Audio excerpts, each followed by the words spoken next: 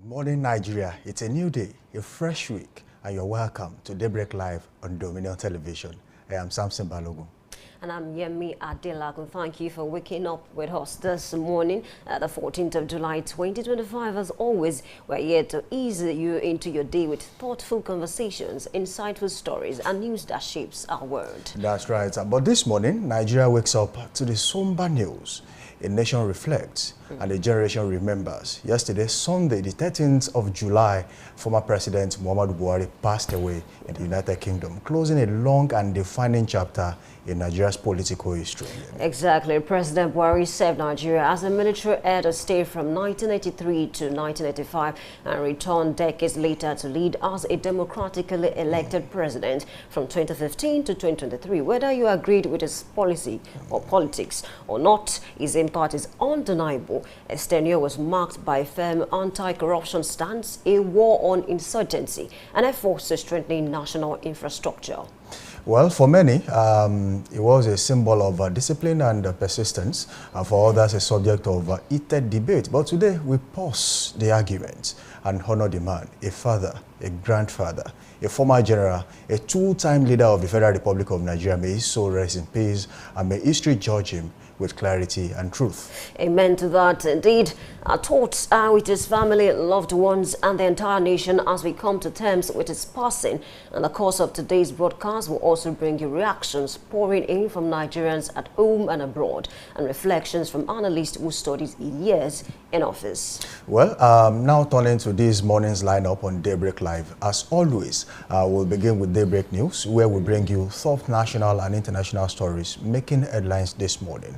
From political updates to community development and global affairs, you'll hear it all right here first. Exactly. Then we flip through the major newspaper headlines, breaking down the stories that editors have deemed most important for your money attention. We'll dive into what they are reporting and what it really means for you and I. Yes, our big story today focuses on the outcome of Lagos State local government elections held over the weekend. The votes are in, but the reactions, well, we'll take that on this show. They are just eating up, from voter turnout to party performance and the early political ripple effects. We are unpacking it right here on the big story this morning. Yes, joining us for that deep dive is Dr. Boyega Adejumo, a seasoned public affairs analyst, researcher, and political commentator. He will help us connect the dots and understand what this result means for Lagos in 2026 and even 2027. And of course, we wrap things up with Trend Watch, your weekly roundup of what's trending in Nigeria and around the world. From culture to tech to sport and society, we'll catch you up on the stories dominating social media and everyday conversation. So whether you're watching from home or on your commute or settling into work, stay with us. There's a lot to reflect on, a lot to learn, and a lot to talk about this morning.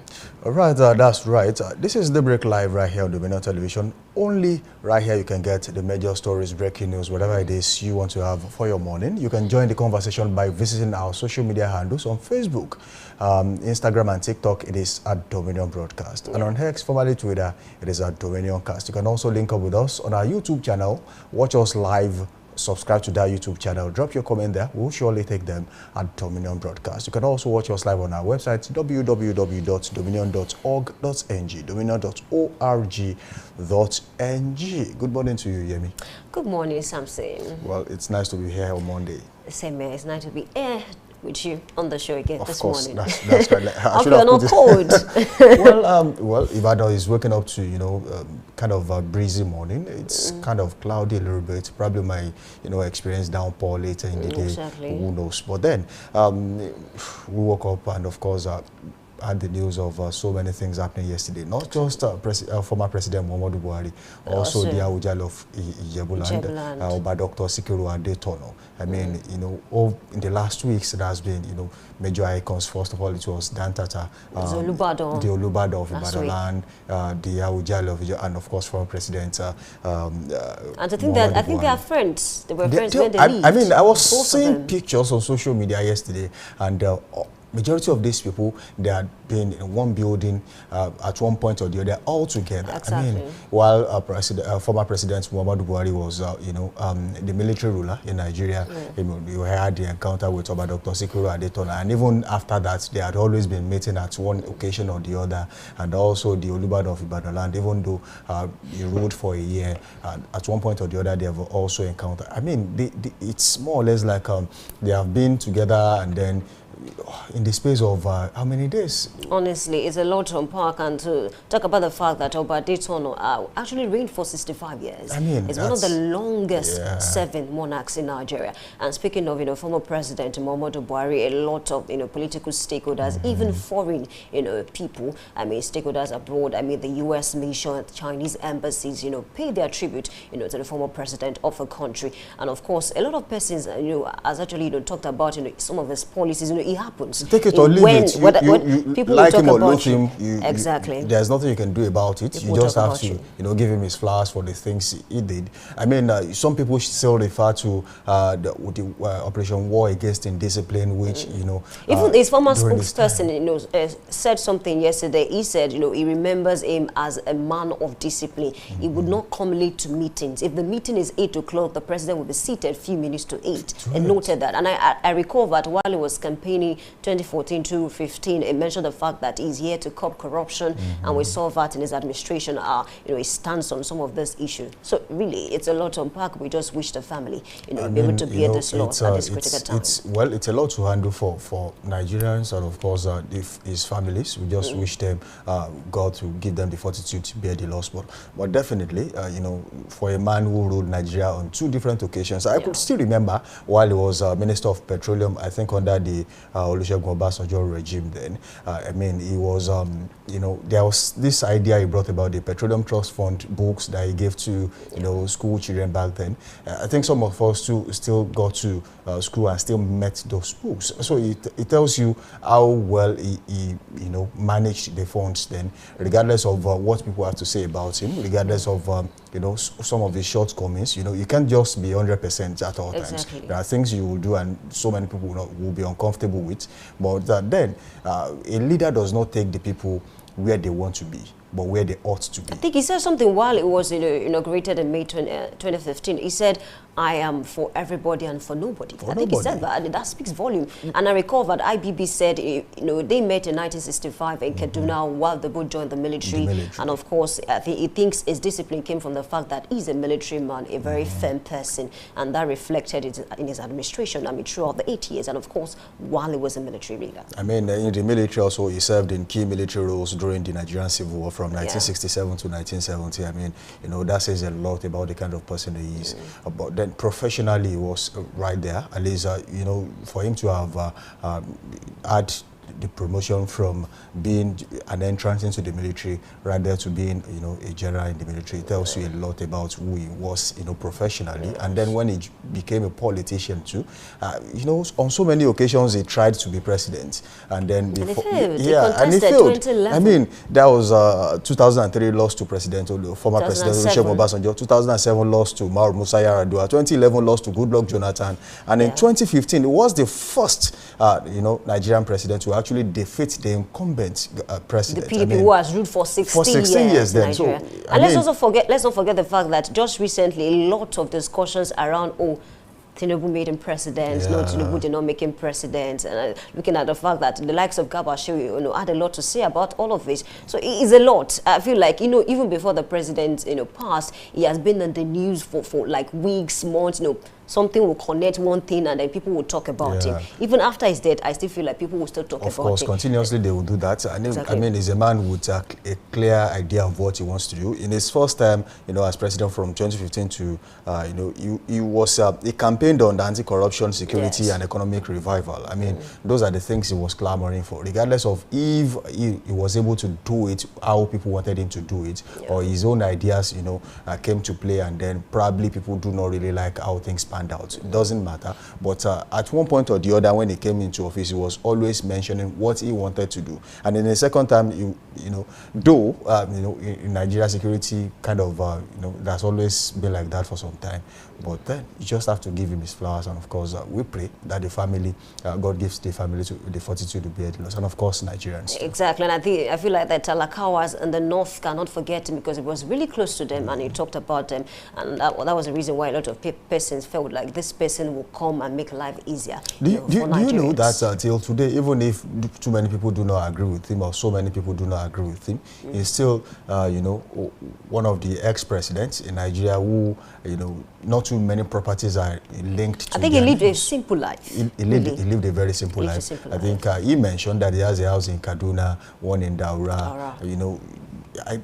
It's just one of those people where you cannot really say, oh, he has this there, he has that, unlike so many other past leaders in Nigeria. And I think that's why a lot of Nigerians believed him when he said he's coming to actually put a stop to corruption. At the point he also championed electoral reforms. Exactly. Saying, look, we cannot continue to do things the way we do it here. And then there was an information that spread around when he was campaigning to be president in 2015, where he went to a particular politician's house and said, look, what are you doing with all these cars? I mean, you would see from there that he doesn't even want too much. He just wants, a simple life for himself and maybe be able to fix things. Exactly. But sometimes when you want to try and fix some things are just not easy to fix. Put it that way. Speaking about insecurity, I think there was a time he said, what he wants to do is to ensure that Nigerians can sleep without, being afraid. You can sleep with your. But at some point, the insecurity became, very intense in the country. But I think he tried his best, and of course, it's not a one-day job. Even this current administration is still going through issues of insecurity. Yeah, sometimes your best is not just enough. Really, okay. well, we say we wish Nigerians well at this time, because there are too many people, especially who are high-profile Nigerians who in the last few days have passed away. But then we wish Nigerians well at this time and wish all their families well. We pray that God gives them the fortitude to bear the loss. That takes us away from this segment of the show this morning. We say a very, very big thank you to everyone that has been a part of this show so far. It is still Daybreak Live, right here on Dominion Television, your channel of choice. Do not forget you can link up with us on all socials, Facebook, Instagram, and TikTok at Dominion Broadcast, and on X, formerly Twitter, at Dominion Cast. Watch us live on our website, www.dominion.org.ng. We now head straight to our news desk as we bring you updates on the news. We'll be back after this time out.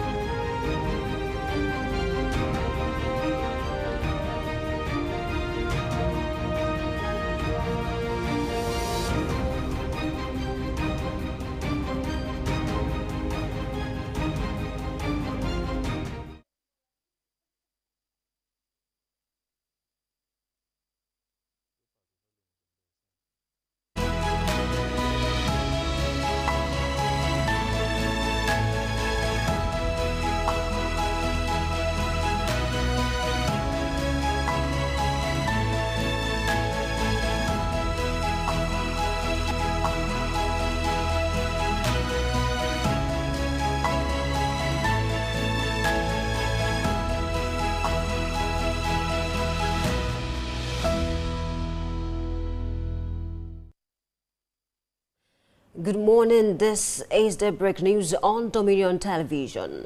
I am Oluwayemi Adelakun. Former President Muhammadu Buhari is dead. His former spokesperson Malam Garba Shehu confirmed the development on Sunday afternoon. According to him, Buhari died on Sunday at a hospital in the United Kingdom. Further details surrounding his death are yet to be disclosed.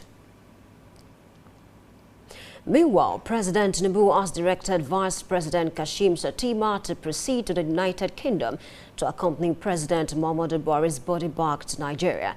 This was disclosed in a statement by the Special Advisor to the President on Information and Strategy, Bayo Ononuga.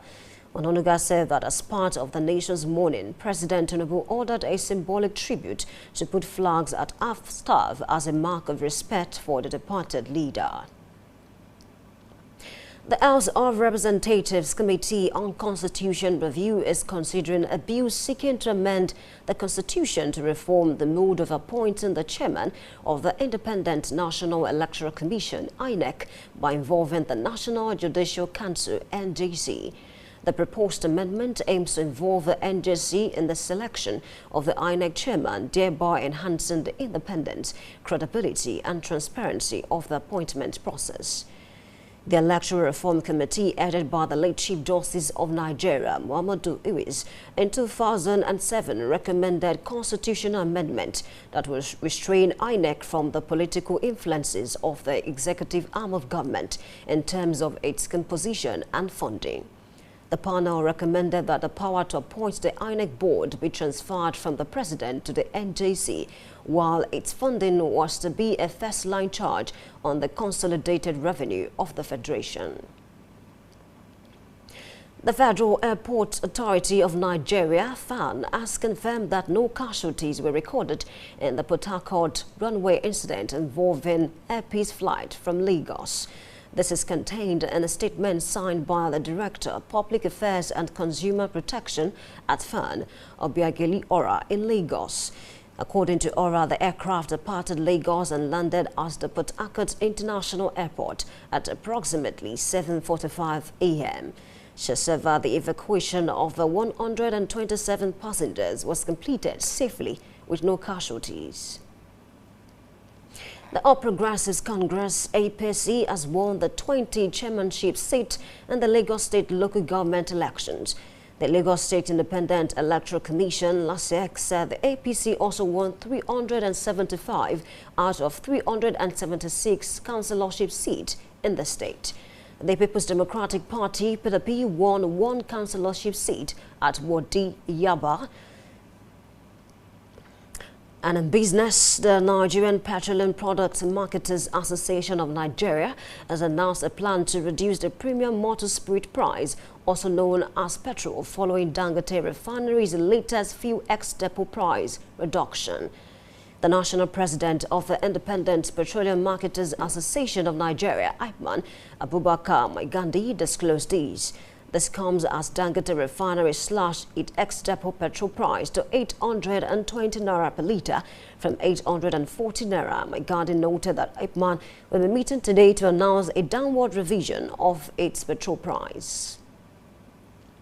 And in sport, Warri Wolves Football Club have been crowned champions of 2025 Nigerian National League NNL after a dramatic 3-2 win over Wiki Tories of Bauchi in the final match played at the Stephen Keshi Stadium in Asaba over the weekend. Wiki Tories mounted a spirited comeback with Mahmoud Ali reducing the deficit just before halftime and Wonderson adding a second early in the second half. Despite the intense pressure, Warri Wolves held firm to seal the victory and claim the 2025 NNL Championship. With a win, Warri Wolves not only secured a 5 million naira prize, but also earned promotion to the Nigeria Premier Football League, NPFL, marking their return to top-flight football after more than 4 years in the lower division. You can visit our website on www.dominion.org.ng to watch us live and interact with us. You can also follow us across our social media platforms, Facebook, Instagram, TikTok, YouTube, and LinkedIn @Dominion Broadcast and X @DominionCast. That's the break news. I am Oluwayemi Adelakun. Say thank you for watching and good morning.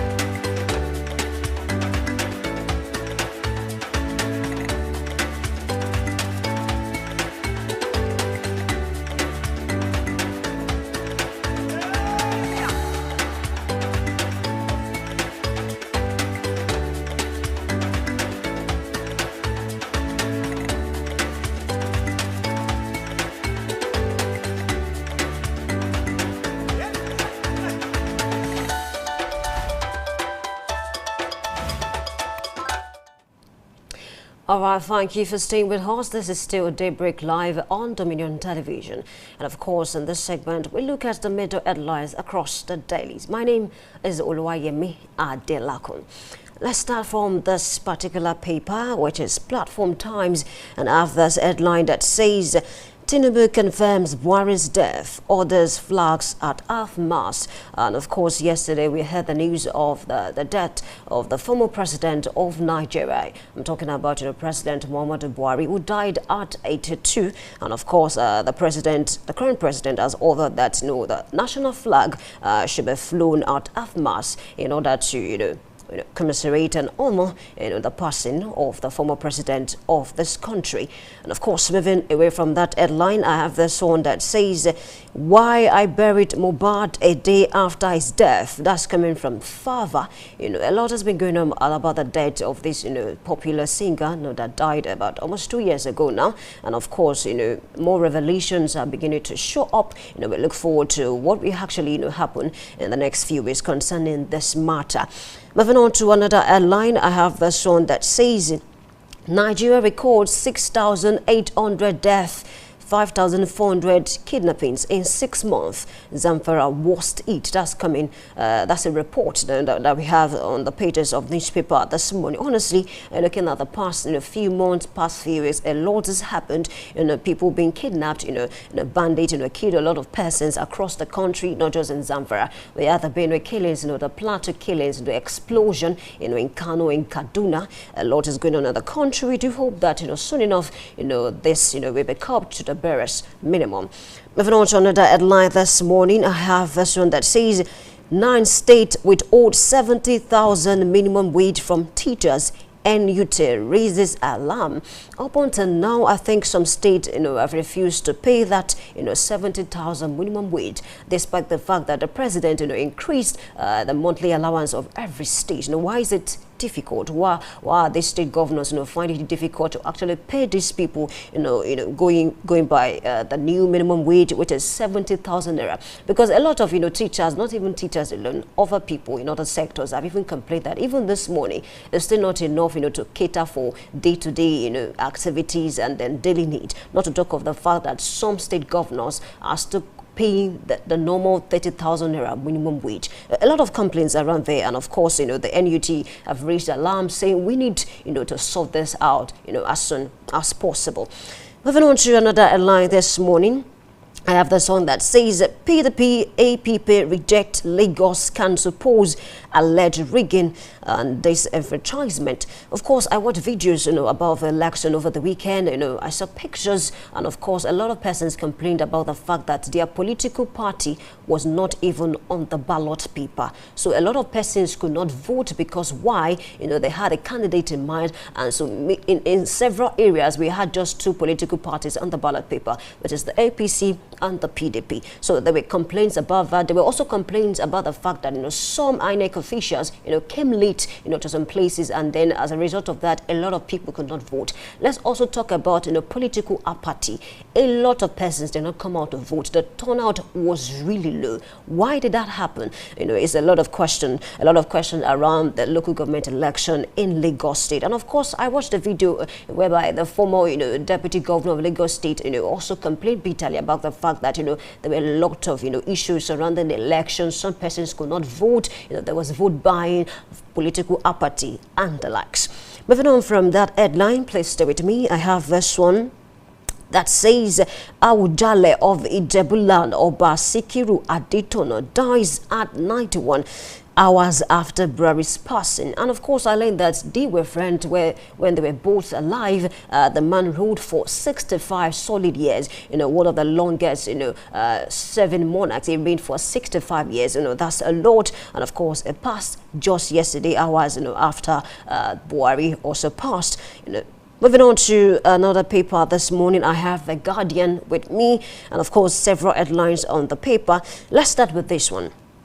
It says, Labour Party slams Abure over secret meeting with Wike, reaffirms suspension.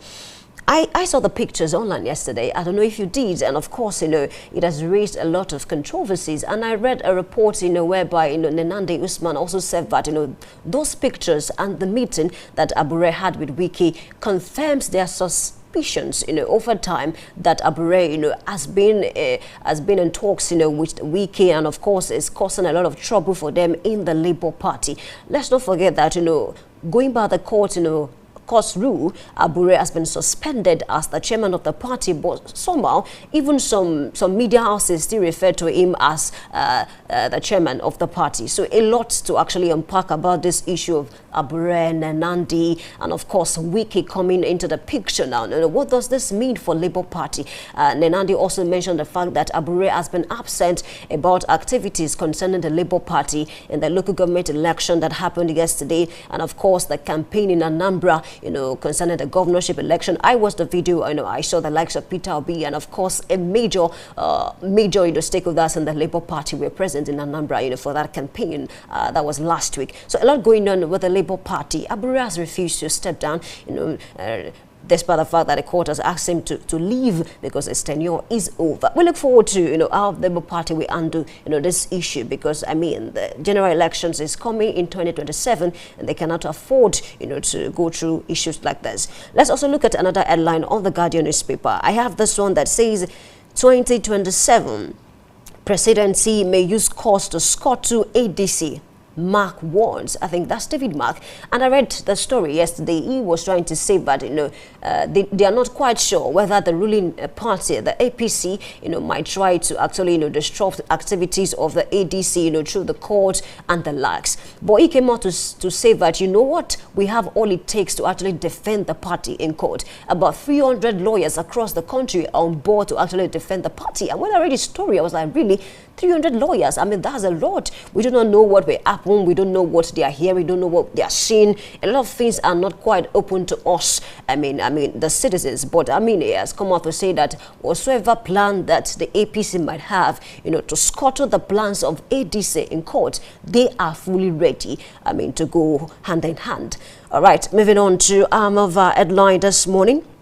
I have this one that says, Tinubu Atiku distracting youths from nation building. That's a lot. I don't know. Well, I think a lot of persons, Nigerians, really, sometimes I surf the internet a lot, and I see a lot of comments from Nigerians, saying that, the likes of Atiku, the likes of Tinubu, and even major, stakeholders in the ADC Labour Party, if you like, they are more concerned about 2027 general elections than nation building. So the talks around town now is about, okay, we must zone it to the south, we must zone it to the north, we must do this, we must do that. Those talks around general elections are not necessarily about, the pains of the people, the grievances of the people. Of course, people have complained bitterly about that. Let's also talk about this headline before I leave the Guardian.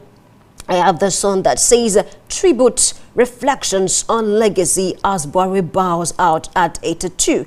The man, his legacy, policies, health, and controversies. And of course, I think I read tribute of some persons yesterday, the VP to the president, the former president, that's Professor Yemi Oshibanjo, called the man a patriot. And of course, he said that his death is a loss to the Nigerian politics in general. And of course, Femi Adesina also said that, President Muhammadu Buhari was a man of discipline, who will arrive meetings early, who will not delay for anything. And of course, even the former president, Olusegun Obasanjo, also paid tribute to the man. The U.S. mission, Chinese embassy, a lot of them, came out to pay tribute, to this man, because whether we like it or not, President Muhammadu Buhari was an household name, not just in Nigeria, but outside Nigeria. He was once a military head of state, and of course, he ruled 2 times in Nigeria from 2015 to 2023. And of course, the reports that we read is that it's going to be buried,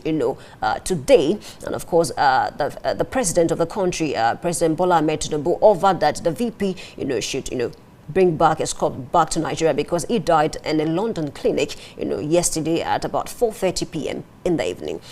Moving on to another paper this morning.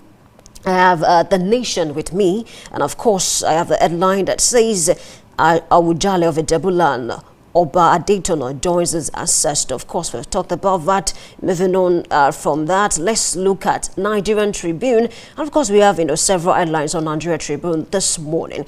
I have this one that says, NNPCL lacks power to sell refineries. That's coming from Falano. And that headline asks this writer, demands the FCC probe of funds meant for rehabilitation. I think over the weekend, we said discussed that. I think on Friday we mentioned the fact that a lot is going on within the NNPC, and of course the boss, the GCO, has refused to show up before the Senate to answer some questions, and then millions are being called, trillions of naira. No one is ready to actually take blames for this missing money. What do we make of this situation in a country whereby people who are supposed to come out to be accountable to the masses are finding it difficult to show up so they can actually answer some questions and bring clarity to some of this issue? We hope maybe this week, maybe the man is going to show up, and of course we can have some clarity on the missing funds. Moving on to another headline this morning, I have this one that says, NDLEA recovers cocaine from microwaves and lipsticks. That's a lot. I think I've been seeing a lot of headlines surrounding drug abuse, in the dailies, not just today, over the weeks. A lot is going on, and of course there are strict regulations concerning these things. But we do hope that we can curb all of this, and I think NDLEA has their hands on these people who are fond of carrying drugs and doing the likes. Let's move on to this day newspaper. I have this headline that says, a nation mourns the death of a man who gave his all to Nigeria. And of course, I have riders that says, Obasanjo, Atiku, Mark Akpabio, Abbas Barau, Bio Ture, Obi Fashola, Adebayo, Tuga, and of course, they have paid their tribute to the former governor. That includes Chinese embassy as well, ACF, APC, PDP, Ovas Mon. It's a tribute, a lot of tribute, concerning the issue. You can check online to read about, the tribute. Let's move on to Best of the week, the West paper, and of course I have quite a number of headlines on this one as well. I have this one that says end of an era. Awujale joins ancestors after 64 years on the throne. Some report actually said 65 years, but of course, one thing is certain: the man passed yesterday, and of course, he will be remembered, for the great works that he did, while he was alive. I also have this one that says Buhari's death abroad, need for improved trusted health sector. Let's talk about this. I read a report yesterday, and of course that talks about the fact that why should the president be flown to London to actually take some medications and then feel okay, while when we have hospitals in Nigeria is a question. And of course I would love my analysts to help me make sense of that, because it's something that we need to look at this morning. Of course, let's also see this one that says we'll go wherever Adeleke goes, or should PDP leaders declare? All right, this is how far we can go on the headlines this morning. It's time to take a short break, and when we come back, I'll have my analyst with me who is going to help me make sense and bring us to speed concerning the major stories that I've read to you this morning. Please stay with us. Don't go anywhere.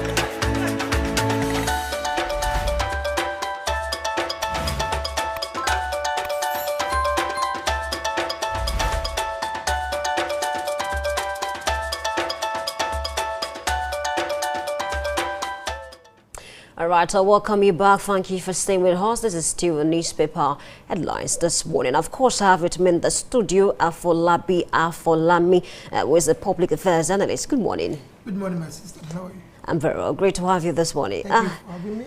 Yes, very quickly, let's talk about the passing of the former president of the country, and of course the passing of Awujale of Ijebuland that happened yesterday. What a coincidence. What do you make of that story? Well, the story came in very, very, very, very sad, because our president, former president Muhammadu Buhari, the general that left the stage, of impart his own contribution to the country. And I know individual person have their own opinion about who the former president was. Yeah. And how he has impacted the country, his policies, his religion, his politics, and his administration. It's something that Nigeria would never forget in a jiffy. And we know that at a point, Nigeria, under him, we have experienced a lot of crises, and some areas he was able to surmount it, some areas he couldn't, despite, based on his ability. Okay. I will put it that way, because we know who he was before he became the president, and we know who he was as the time he came in as the president, while he was in the military era and in the civil era. I want to say that may his gentle soul rest in perfect peace, and may the Lord keep all that he left behind. To my late Oba, you know, from that end, yes, Awujale of Ijebuland, very sad. Yeah. This is a connector that left the palace. This is a man that cherished culture, heritage, and unity. His reign is on the throne has signified that some people can come in and make balance. This is a man of trust, a man of diligence, a man that stands to his words, and he speaks and he stands to his, you know, his words. And I could remember the story of which he and the former governor of the state, that's the former civilian governor of the state during the 1983 era, where he spoke that he's not so much happy with what the man is doing. That is Olabisi Onabanjo, when he was the governor, and he said he was not happy with what he does or what he was doing at that time, and that particular reason make him to be dethroned from office, and he still came back and stand to his word. You know, these people are people that Nigeria will miss very much, especially the Awujale of Ijebuland. His people will miss him, his coordination, his spirit of love and oneness, his kind of administration is superb. He got there at 25 and left there at 91. 65 years. What a wonderful legacy that we have missed, you know. And I recall that he's the kind of person that we speak to politicians. He never misses words. He never misses words. Why talking? Why advising? Why giving his charge? You understand his role as the voice of his people. You understand his role as a leader in that particular place, and so he will be greatly missed by Ogun State, Ijebu people, and indeed Nigeria. Of course, it appears that, you know, some of the icons are leaving because recently the Olubadan also passed, and of course Dan Tatai on June 28th, I guess. And of course, you know, we wish the family well. Let's talk about, you know, the local government election, because I have this headline on Platform Times that says PDP, APP reject Lagos Council polls alleged rigging disenfranchisement. When I read it, I think APC won the seat, and of course, the out of 376, you know, councillor seat, you know, APC won 375 and just one, you know, PDP won just one seat. What do you make of all of this? Because I saw videos, people complain bitterly about vote buying, political party. People did not really come out to vote. People will not come out to vote because that is not the first time the local government election will be conducted. We've witnessed a lot of that in the past, where the seats were cleared by the ruling party, and even some people were denied voting, you know, in some areas. And we also saw a video where an agent of a particular party was given a good slap, and nobody could come in to his rescue. The agencies, the security agencies were there, and nobody could say anything. You see, this is Lagos, like somebody will say. And it has not just coming up now, it has been in the past, even when Baba was in Lagos. And I want to tell you that that tells the kind of politics, the kind of democracy we are practicing here in Nigeria, especially in Lagos. And not only in Lagos, it's everywhere, because there is no autonomy yet. The people have not been involved yet.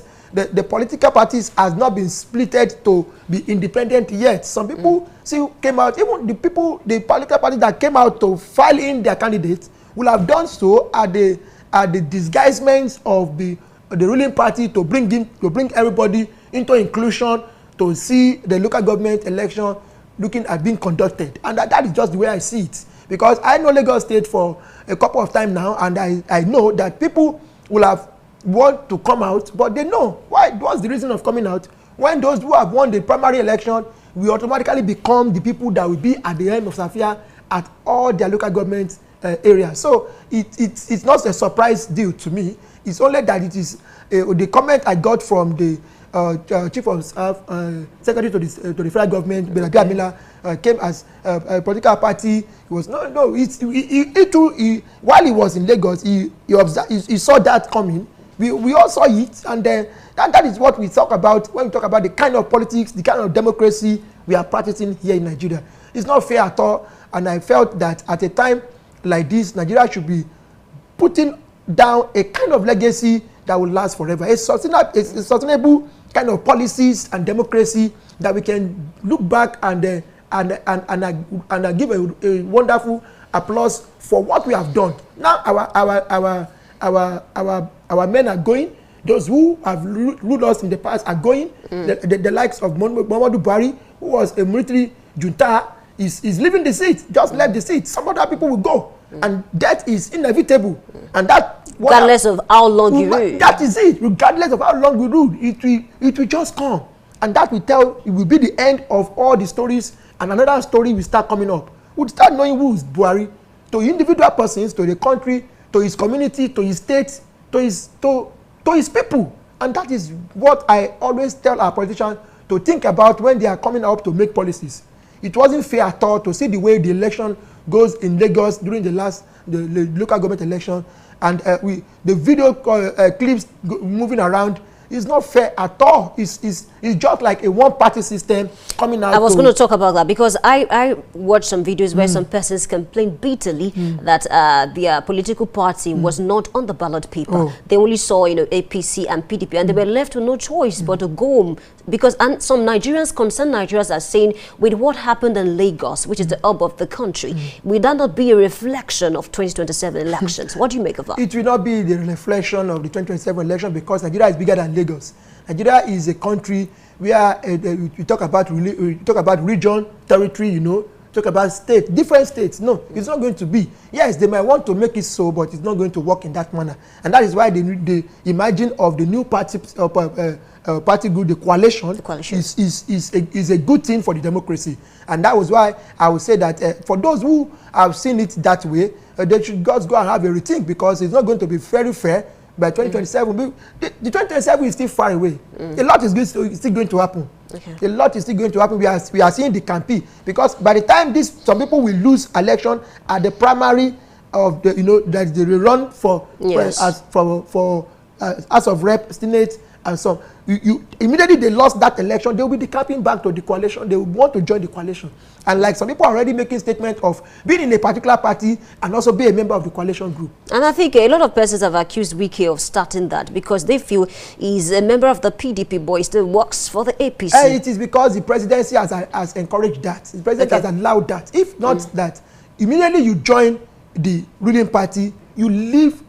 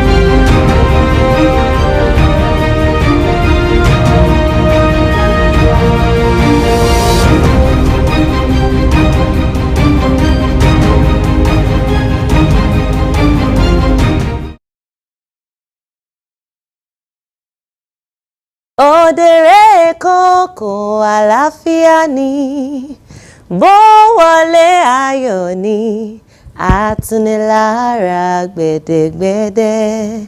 Hello guys, it's your girl Òdèrè. Keep watching Dominion Television, your channel of choice.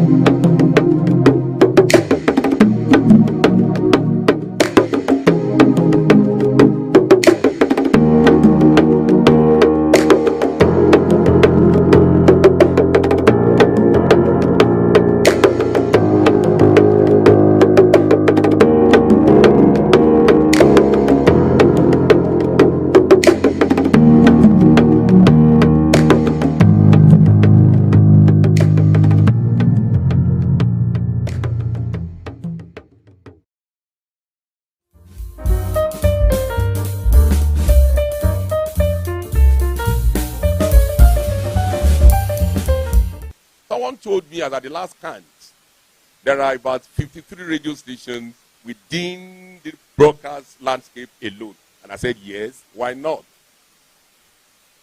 We are here to make a difference. I said something yesterday, I was told when I was very young, that Ninu Obi, Latin Yoifi. Which means that in the committee of matters, the platinum stands top. It's top notch. You cannot compare the platinum to gold, to silver, to brass, or to anything. So Dominion is here to dominate in practical terms.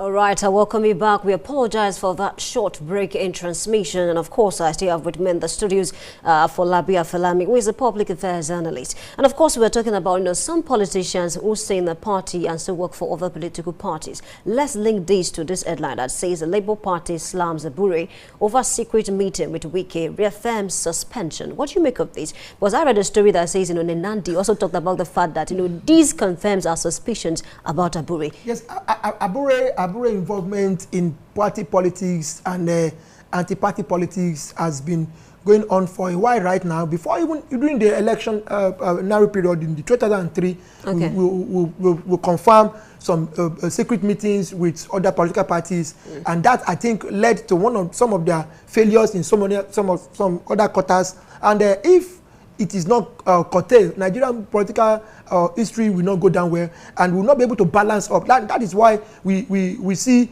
the way at which politics is. Some people are in a particular party, okay, and also finding themselves comfortable in another party.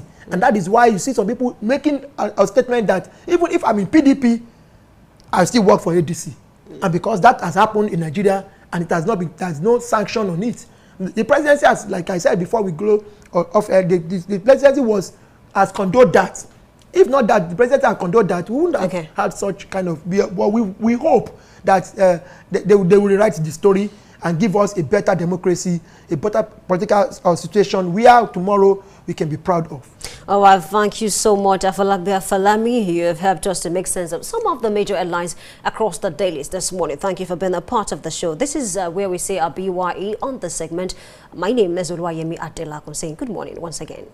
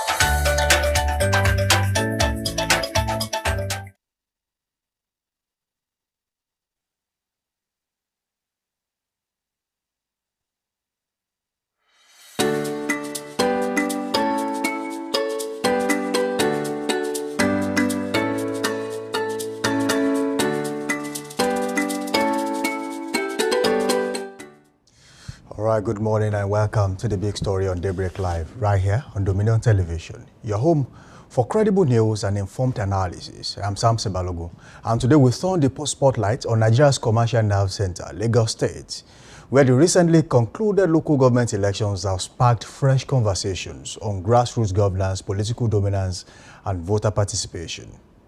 Now, the Lagos State government elections have come and gone, but their outcome continues to reverberate across political landscape, with the All Progressives Congress APC maintaining a stronghold in several LGAs and LCDAs.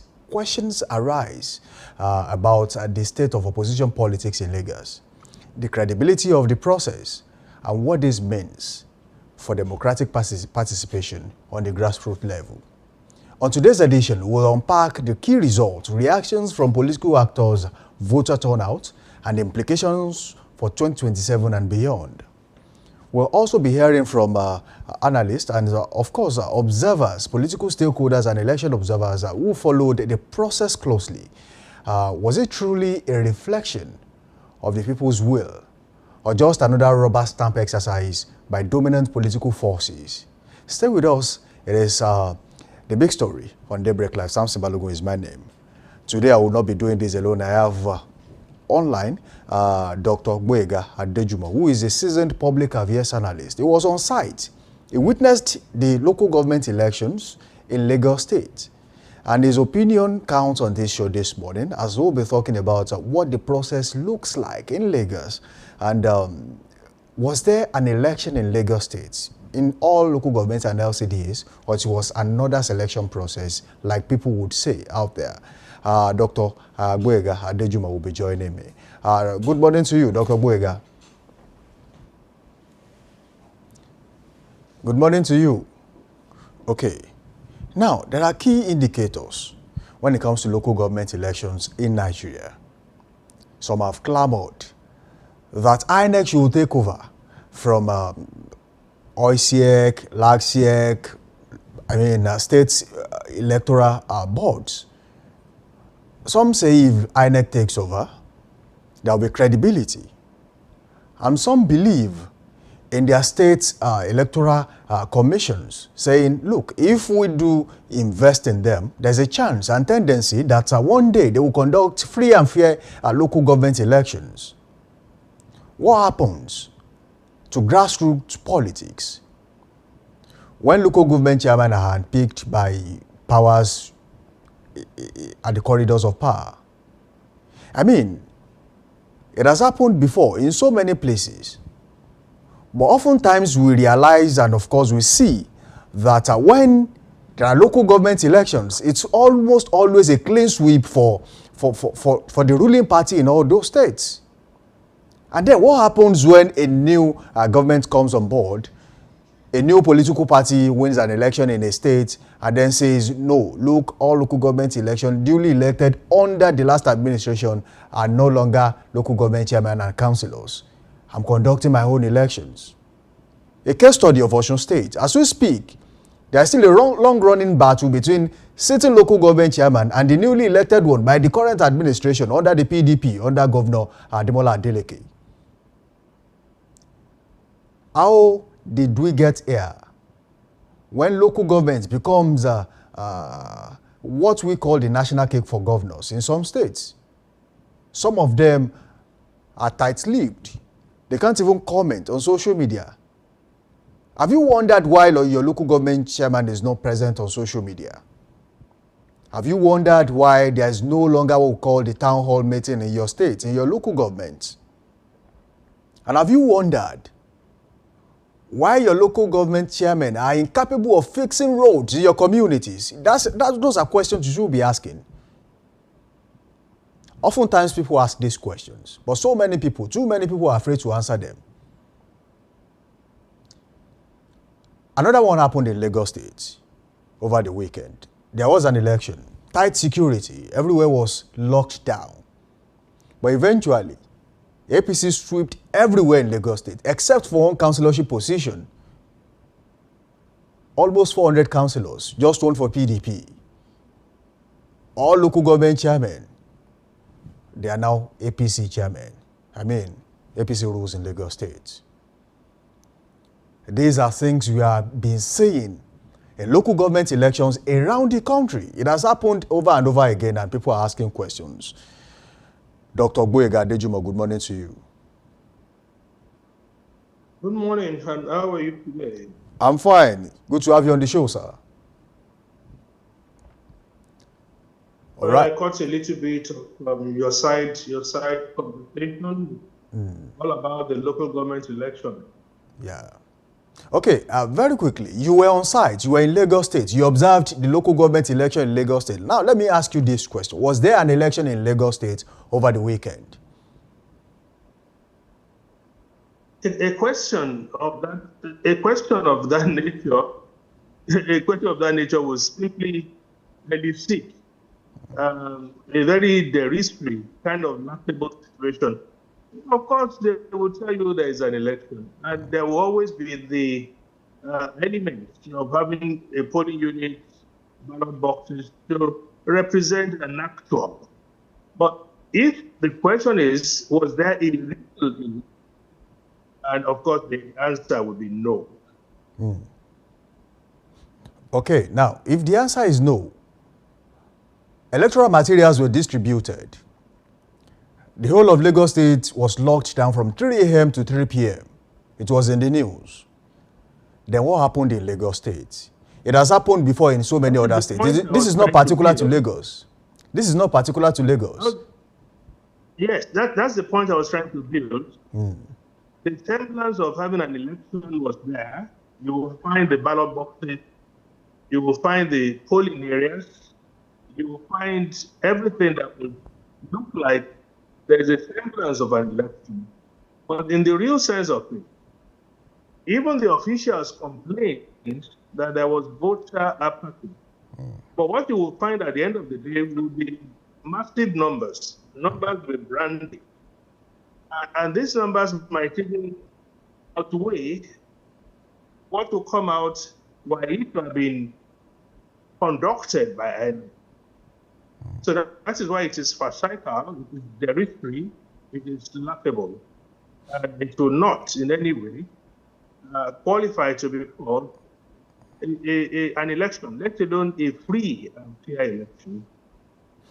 And I think you are trying to ask, why is this trend all over the country? Absolutely right. I was trying to know why we have continued to have this kind of situation around the country. It is because of the broken system. Somebody might say it is because the local government elections are always conducted by the state. And that would lead me to ask, even the ones conducted by INEC, are they any better? Even the INEC, that somebody might say, why don't we have INEC conduct these local government elections?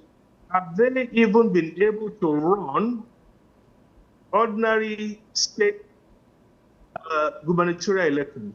Have they been able to run the elections pertaining to federal constituencies? Have that almighty federal elections.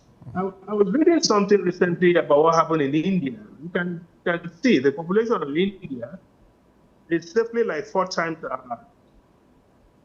And if it is 4 times ours, with all the vast rush, in some places that are so difficult to arrange, yet in 2 days all the results are out. It is always going to be helpful to look at a situation like somebody is ill. So you go to a doctor and you ask you your symptoms.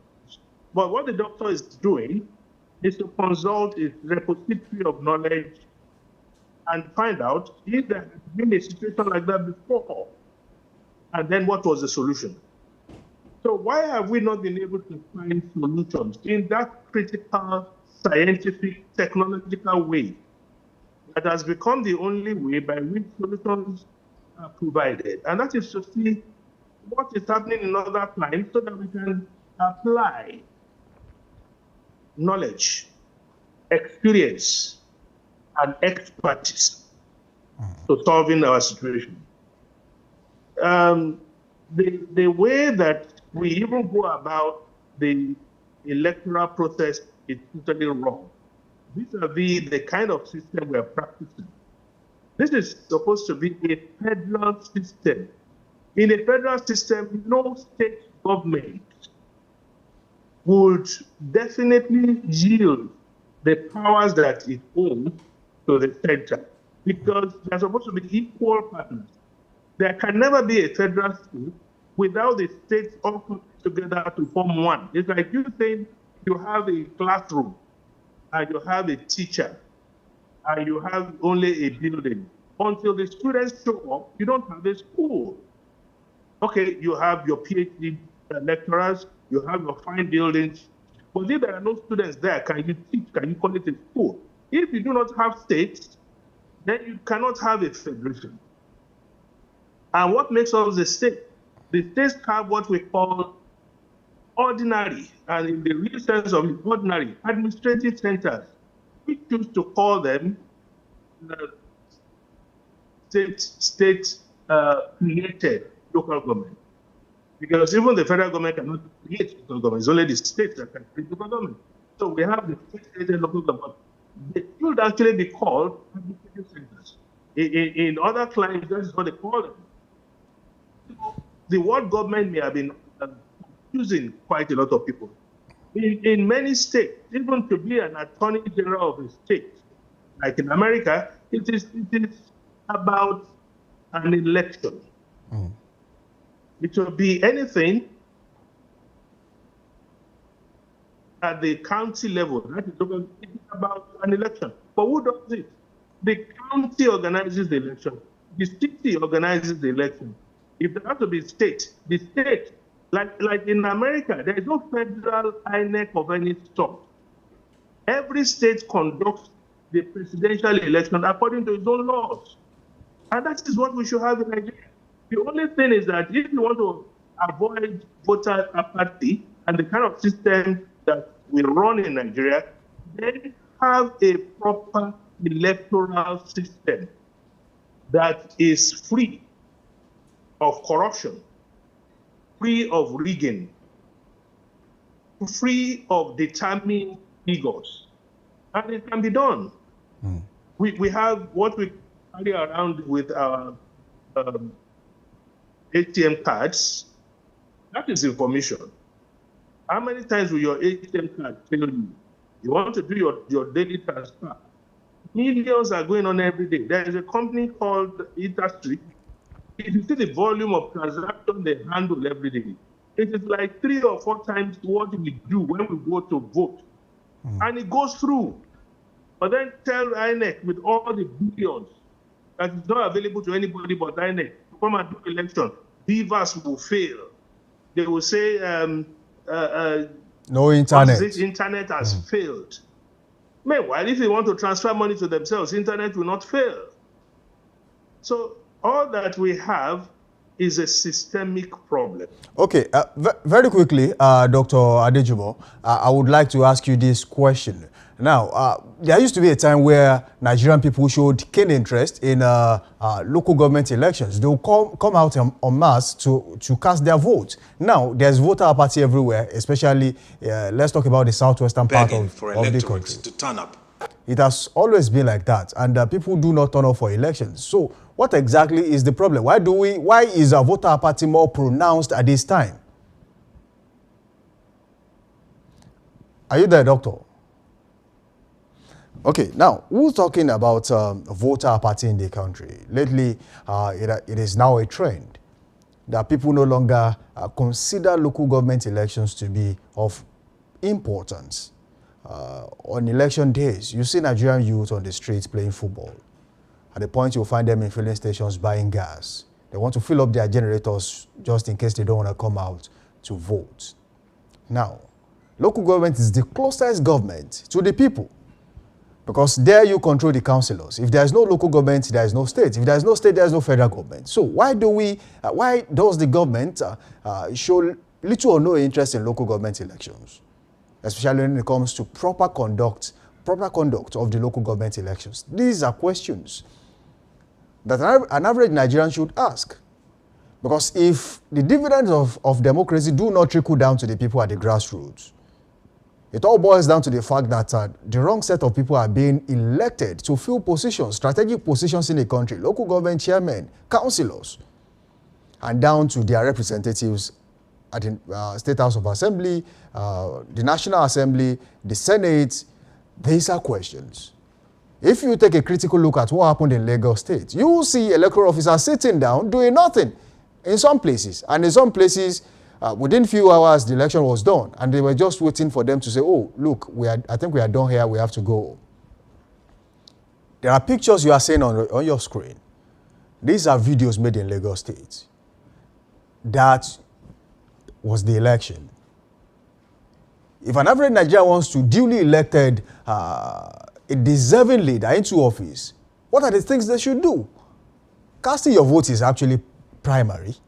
And choosing the right candidate while casting, regardless of which political party, which tribe, should be what we should be thinking about.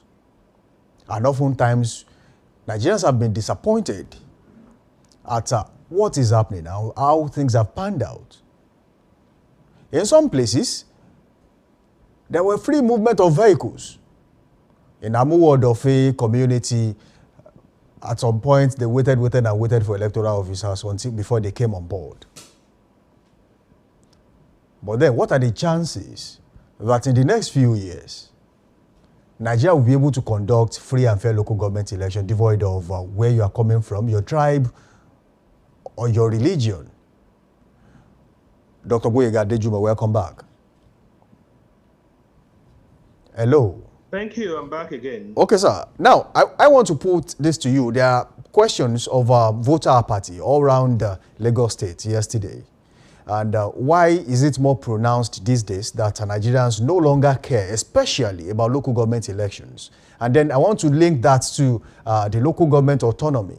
Is it that people have lost interest in their local governments? They no longer believe in them to bring them dividends of democracy. As far as the dividends of democracy do not trickle down to the local communities, will there still be a form of trust going ahead when it comes to local government elections in the country? Well, a combination of all, but we still have so much more to add to it. You got it right. There's apathy because people have lost interest. But more than the apathy from the lot of interest, what we have really is loss of confidence in the system. From what we have seen in the past, local government elections do not represent the wishes of the people. They do not represent even of the ballot paper. They do not represent the choices of the people. And it's like, if you've been doing the same thing, and it's going to be like a habit, a bad habit, you are going to throw somebody off. It's a very established point about life. In anything you do, if you and undermine anything that you do. And even if it's about motivation that is not there, and you begin to talk down on people and you won't allow them to express themselves, then they will leave you to your own devices. So people are simply tired of having to say they want to go out in this harsh period, very harsh economic realities. You want them to leave their homes and perform certain duties, civic, all right, but where they are hungry, where they are in lack, where they don't even have means of transportation, and they are not even happy. And you now want them to go and stand and vote. And they will ask you certain questions. Vote for who? Where are even the electioneering campaign? In Lagos, I wouldn't even know if any other party apart from the APC campaigns. In my area, I wouldn't even know if there are any candidates that are campaigning. There are no flyers, there are no billboards, you won't even get any text, you won't even find all of you. So it's not going to be that encouraging. But again, there are questions to be asked. The defective constitution that some of us are saying must do has 774 local governments, even though Bakassi is gone, so we have 773. But in Lagos, elections are conducted at 37 LCDAs. Based on what exactly? On which law? Is it the same law that says, oh, you have to give local government, every local government autonomy? So these LCDAs, where are they getting their autonomy from? Where are they getting their allocation from? Is it from the same? Because if Lagos is going to have 20 out of that 774, and we have 57, 57. So who is going to account? What is going to make someone to believe that this is a free and fair election? And let's face it, practice is about habit. And certain politicians have made it habitual to consider the local government and the elections as their own creation, as their own buffer point. And that is why in most of the local government elections, you will find the ruling party clearing every seat. But let elections come. It happened in Oyo State. When Governor Jimobi was there, they cleared everything in the local government. But when the election proper came, APC was swept away by PDP. So how do you account for that? I was about to ask you a question. Now that you have gone there, let me ask you the question now. Talking about the election, is this microphone successfully tested by the APC ahead of the next election, or this is just a ticking time bomb? They might feel, oh, we are still in power, and then when the election comes, there will be a different story entirely. You know, some of us were, I'm just weighing out to answer your question, because once in a while, the answers should be easy, you will know. But I want to come in with some depth of knowledge. In 2003, what truly swept the AD away? I'm a Afenifere, but I know what swept the AD away from the Southwest. It was the local government election. There was so much about that local government election that people didn't know. The PDP were going to move against President Obasanjo if local government elections are conducted in the Southwest and PDP didn't win, and it's all about AD. And then someone who didn't want President Obasanjo to continue, because he would say he does not have the base, would say, see, the president we want in 2003 does not have a base. So there was a pact between the PDP and the AG that, okay, suspend them to the local government election. But it's all about the fact that from practice, every state government pockets the local government election. For whatever it is worth, you want to make sure that every local government is under you, every local government chairman answers to you, because many things come into play with the local government. When proper elections come, and when we talk about mobilization, we talk about funding, most of what the state government would want to do will have to come from the local government. So are you going to allow opposition? So the whole thing, like I said, ever before I was yanked off the air, is about electoral reforms that will have to usher in a totally different kind of election, a totally different kind of atmosphere that can only be tackled by technology. I will continue to say this. If we do not tackle our electoral process using technology, the kind of technology that will make it for people not to even leave their homes, that from your phone you can register your vote, and it's going to be sacrosanct, because nobody is going to be able to know your code. It's going into a server. It's just like you want to do your transaction with your ATM card. So it is going to be as safe as that. And as it is registering, the numbers are going up. We are seeing it. That is the only thing that can save us. If we are not going to be so safe, then we will say, okay, bring INEC. But I will say to you, my brother, bring the Lord Jesus Christ, bring the Prophet Muhammad, may peace be upon him, bring Orunmila. The three of them will not be able to do anything because the system will not allow them. They may talk, they may do advocacy, they may issue advisory notes, but for as long as the humans that are going to do it have only one thing in mind, and that mindset is what they are going to push into the process, you will continue to have the same kind of result. All right, Dr.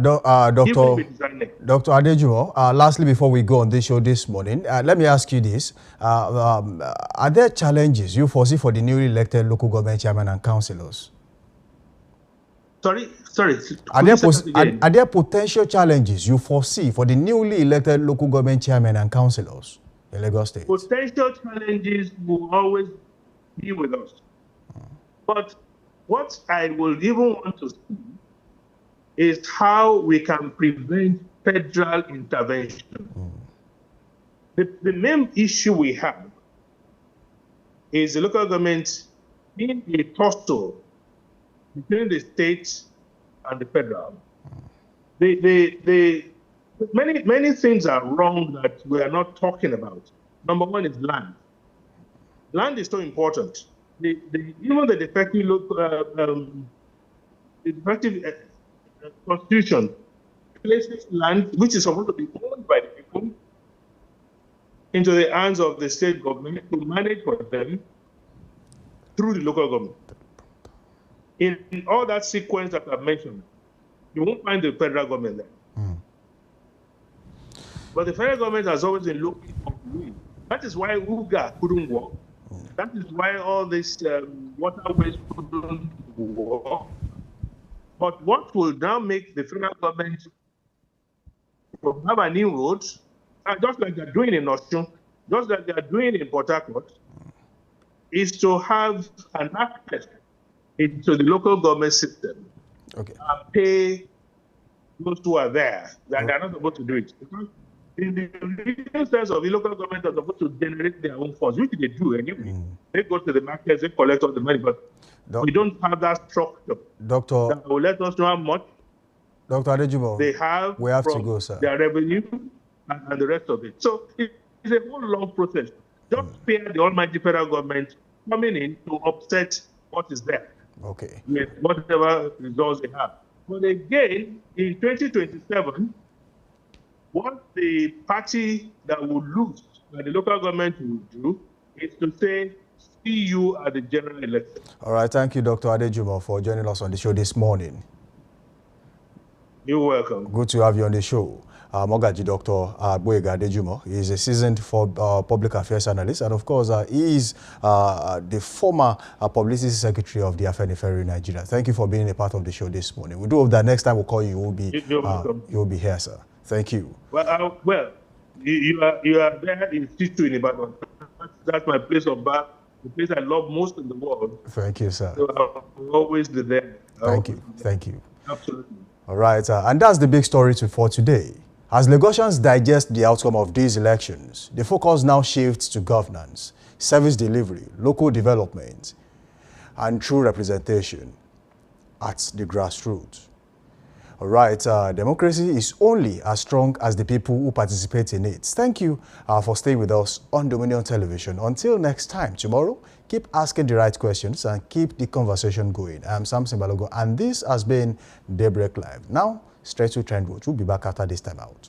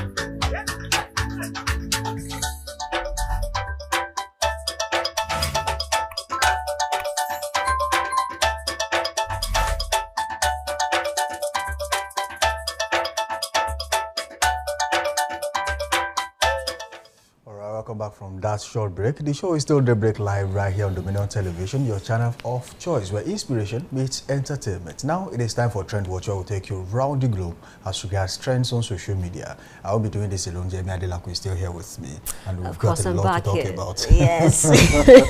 You know, it's interesting to also have, you know, major things to talk about on the internet, trending issues, especially that of Peter Obi, who said, look, if you said I served at an event, I served a meal at an event, it doesn't matter. I did that while I was governor too. And he also mentioned that even in his house, he doesn't have a domestic, you know, staff, because when people visit him, he serves them himself. And of course, I think he said, you know, looking at the kind of program that it was, I mean, it was a time to actually, you know, be kind to people. And of course, the way I see this thing, you know, is in two ways. A lot of persons, especially Nigerians, looking at how some politicians, you know, have done some certain things in the past, and when they got to power, they did something different. I think that's why a lot of Nigerians are concerned. But then at the same time, we need to understand the fact that we should actually appreciate or accept kindness from people. But some persons, when they do things for you, even interpersonal relationship, when they do things for you, they do it without expecting anything in return. Right. But in politics in Nigeria, looking at what Nigerians have experienced, that's why a lot of persons are concerned. Is this really who he is, or is doing this because he wants to contest? It's not even a big deal that he decides to serve. You know, it could have been anyone doing that. You know, if you know, oh, I'm at an event, and of course, you know, I'm kind of close to whoever is in charge, and there is a need for someone to actually help out. It's not a big deal, but it's just coming from a different angle, especially when politics is involved in Nigeria. I mean, you know, people are beginning to say a lot of things, and you know, when people have a lot to say, you just cannot stop them. They will still say it regardless of what you feel about it. Take for example, when they said, oh, when I become president, I don't need, you know, a private jet, and a load of other things like that. And people came in to say, look, while you were campaigning to be president under the Labour Party, you were flying around in private jets. So why is it going to be different when you eventually become president? So, you know, sometimes people check your past, check what you have done, and then juxtapose with what you are saying now. If it does not tally, people will always come out to say, look, I don't think I agree with you on this or that. But then, I don't think it is special to actually do that in an event. Sometimes when you sound too good to be true, Nigerians have issues with that. Why? And I don't blame a lot of them. It's because of their past experiences, because experiences shape people. But just like you said, there's no big, in the Western world, they probably not make an issue out of this. I mean, because it's a normal way of life. We've seen Donald Trump, we've seen Barack Obama, former president of the United States, also do that at events. So it doesn't really matter. I mean, he's not even president yet. And as at the time Barack Obama did it, he was president of the Federal Republic. There was no big deal. There was no big deal. Donald Trump did that too while he was campaigning. I mean, he did a few things here and there.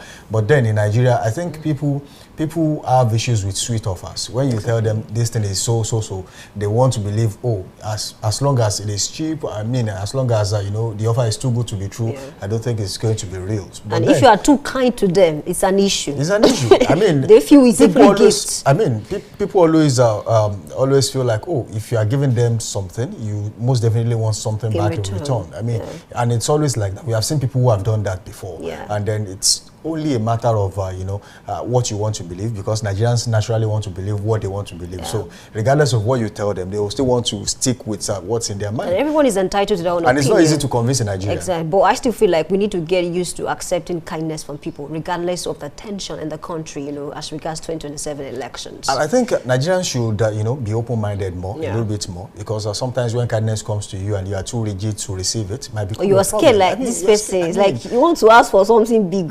You know, I think it was last week we were having the conversation about even women, when they see a man who is too nice, they feel like, oh, is it even real? It's too good to be true. Is it going to last? Yes. So it's just like that for everything the Nigerian the atmosphere. does. I mean, for everything the Nigerian does, they are always attaching something more or less like a self-doubt sometimes, and the situation of disbelief when they get to say things they've not seen before. But regardless of this situation, I just want to say it is not a big deal that Peter will be served at an event. It, in fact, does not add to his credibility as a human being. It's just, and it does not mean some persons will vote for him because of that. In fact, some might not even do it just because he did that. I mean, it's just like that. And this brings us to the end of the show. This morning, we say a very big thank you for being a part of our morning. And then, of course, tomorrow again, we'll be a part of your morning too, setting the trend and, of course, bringing you major stories you need to listen to and how to set your day right. Now, wake up. with purpose, chase your dream, start your week with strength, focus, and the belief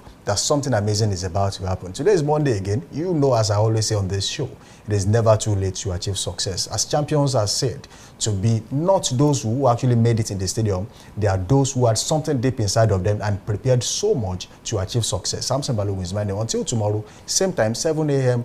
to 7 a.m. To 9 a.m. We say a very big thank you. Bye for now. Wow. Well, thank you for being a part of the show. Just like I said, join us same time tomorrow. And of course, before I go, today is Monday, the beginning of the week. Please ensure to start your week properly. You can be productive. It depends on the kind of activities that you engage in. Don't forget, whether you dream small or you dream big, at the end of the day, the dream is yours. My name is Oluwayemi Adelaku. I'm saying good morning.